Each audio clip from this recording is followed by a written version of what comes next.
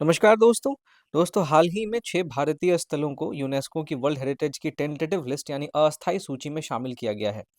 अब इनकी संस्तुति हमारे देश के भारतीय पुरातत्व सर्वेक्षण विभाग द्वारा, जिसको हम आर्कियोलॉजिकल सर्वे ऑफ इंडिया भी कहते हैं, इनके द्वारा की गई थी। और यही एएसआई जो है वो हमारे देश में स्मारकों के संरक्षण के लिए एक उत्तरदायी संस्था है। तो दोस्तों, आज के सेशन में हम इसी 6 स्थलों के बारे में बात करेंगे कि इनकी क्या-क्या खासियत है, जिसकी वजह से इनको वर्ल्ड हेरिटेज के टेंटेटिव लिस्ट में शामिल किया गया है। फिर हम बात करेंगे कि टेंटेटिव लिस्ट यानी अस्थायी सूची क्या होती है, और फिर हम यूनेस्को के और दूसरे हेरिटेज साइट्स जो कि इंडिया में है, उसके बारे में भी बात करेंगे। तो आई एम योर दोस्त Rahul Sharma and I welcome you all to Rahul Sharma education.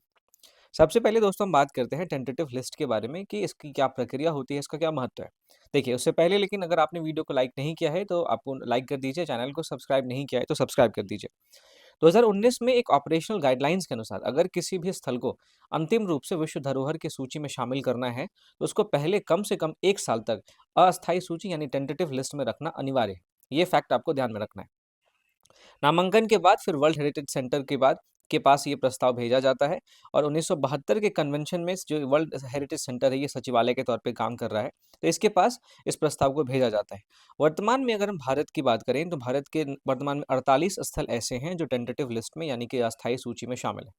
हम अगर वर्ल्ड हेरिटेज साइट्स की बात करें तो 1972 में जो convention concerning the protection of the world culture and national heritage था, उसी पर ये आधारित है। और इसका उद्देश्य ये है कि जितने भी आउटस्टैंडिंग यूनिवर्सल वैल्यू वाले प्राकृतिक और सांस्कृतिक स्थल हैं, उनका संरक्षण किया जाए। दरअसल वर्ल्ड हेरिटेज साइट्स 3 प्रकार के होते हैं। एक होता है सांस्कृतिक, दूसरा होता है प्राकृतिक, तीसरा होता है मिश्रित। तो भारत की अगर स्थिति की बात करें तो भारत में कुल 38 ऐसे मान्यता प्राप्त स्थल हैं जिनको हम वर्ल्ड वर्ल्ड हेरिटेज साइट्स की लिस्ट में जानते हैं। इसमें 30 स्थल सबसे ज़्यादा आपको देखने को मिलेगा कि सांस्कृतिक हैं, 7 प्राकृतिक स्थल हैं और 1 मिश्रित स्थल है।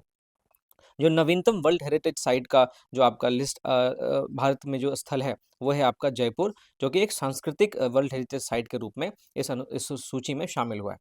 फिर हम जो नए 6 स्थल शामिल हुए, हम इसके बारे में बात करते हैं। इसमें सबसे पहले आपको मध्य प्रदेश में सतपुड़ा टाइगर रिज़र्व देखने को मिलेगा।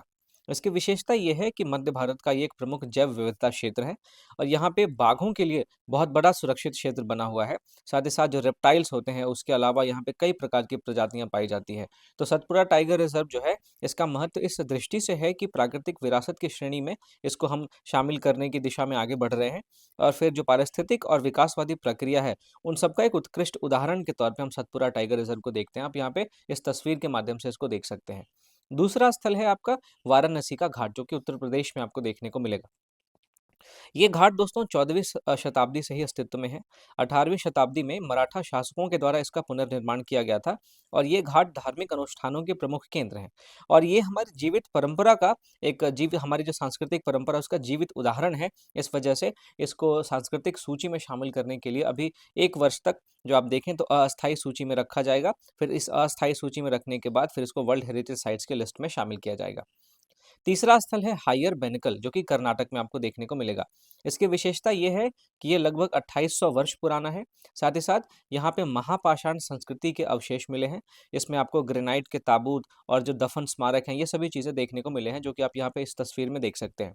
इसका महत्व ये है दोस्तों कि ये हमारे देश के भीतर जो प्रागैतिहासिक सांस्कृतिक विकास रहा है, उसका प्रमाण है। चौथा स्थल है मराठा सैन्य वास्तुकला, जो कि आपको महाराष्ट्र में देखने को मिलेगा। ये छत्रपति शिवाजी से संबंधित है। इसकी विशेषता ये है कि यहाँ पे 12 किले देखने को मिले हैं, जिसमें आपको शिवनेरी है, रायगढ़ है, तोरणा है, इत्यादि है। साथ ही साथ यहाँ पे पहाड़ी और समुद्री रक्षा तंत्र भी देखने को मिले हैं, और ये मध्ययुगीन सैन्य रणनीति का एक बहुत ही उत्कृष्ट उदाहरण प्रस्तुत करता है। इस वजह से इसको वर्ल्ड हेरिटेज साइट्स की लिस्ट में शामिल करने की पहल हमारे देश में एएसआई के द्वारा की गई है। फिर आप देखिए, 5वां स्थल है भेड़ाघाट, लमेता घाट, जो कि आपको मध्य प्रदेश में देखने को मिलेगा। इसकी विशेषता ये है कि ये संगमरमर की ऊँची चट्टानें हैं, जो कि आप यहाँ पे देख सकते हैं। यहाँ पे डायनासोर के जीवाश्म भी मिले हैं। साथ ही साथ आपको ये ज देख जलप्रपात देख रहे हैं, इसका नाम है धुआँधार जलप्रपात, ये भी आपको देखने को मिलता है। और ये भू-आकृतिक और जीवाश्मीय दृष्टि से काफ़ी महत्व रखता है। आखिरी जो स्थल है जिसको अस्थायी सूची में शामिल किया गया है, वो है कांचीपुरम के मंदिर, जो कि तमिलनाडु में आपको देखने को मिलेंगे। इसकी विशेषता ये है कि ये कांचीपुरम के मंदिर छठी 7वीं शताब्दी में जो पल्लव काल था उसके दौरान बनाए गए थे। इनकी शैली की बात करें तो ये द्रविड़ स्थापत्य शैली में बनाए गए हैं। यहाँ पे 126 मंदिर शेष बचे हैं, जिसमें से 108 शैव हैं और 18 वैष्णव मंदिर हैं। तो दोस्तों ये जो मंदिर है ये दक्षिण भारतीय मंदिर स्थापत्य का एक बहुत ही उत्कृष्ट उदाहरण है। इस वजह से इसे भी वर्ल्ड हेरिटेज साइट के लिस्ट में शामिल करने के लिए हमारे देश में आर्कियोलॉजिकल सर्वे ऑफ इंडिया के द्वारा प्रस्ताव रखा गया है। तो ये दोस्तों 6 ऐसे स्थल थे जिनको कि हमारे देश में स्थित हैं और ये इनको अस्थायी सूची में शामिल किया गया है और 1 वर्ष के बाद इनको वर्ल्ड हेरिटेज साइट की लिस्ट में भी शामिल कर किया जा सकता है। तो अब ये जो मामला है ये कई सारे संवैधानिक और नीतिगत संदर्भों को भी ध्यान में रखता है। जैसे अनुच्छेद 49 हमारे संविधान का ये कहता है कि राज्य का ये कर्तव्य है कि वो राष्ट्रीय महत्व के स्मारकों का संरक्षण करे। फिर अनुच्छेद 51 एफ जो कि हमारा मौलिक कर्तव्य से संबंधित है, उसमें नागरिकों का ये कर्तव्य है कि वो अपने देश की जो समृद्ध विरासत है उसका संरक्षण करें। साथ ही साथ हमारे देश में ancient monuments and archaeological sites and remains act 1958 का है, जो कि इन सारे महत्वपूर्ण स्मारकों के संरक्षण की बात करता है।